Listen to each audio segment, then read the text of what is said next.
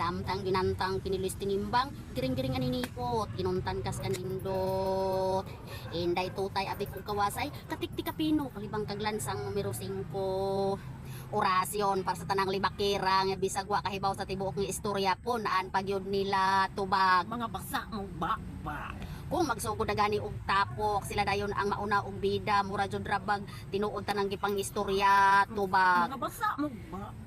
Naapay uban nga sa kakusog manghimantay lupig pay na CCTV sa inyong barangay tubag. Mga basa mo ba? Kung manlibak di jud ra mo ila og pamilya, kung manglibak di jud ra mo ila og pamilya tubag. Mga basa mo ba?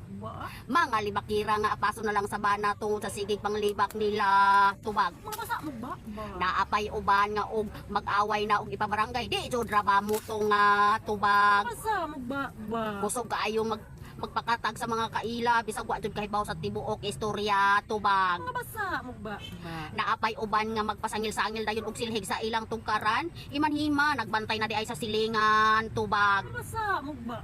Maunang ayaw gyud mo kumpiyansa kay maghiningot anay rabaya na sila tubag. Basa o ba? Ang mga Bana ang marites. atong Remos.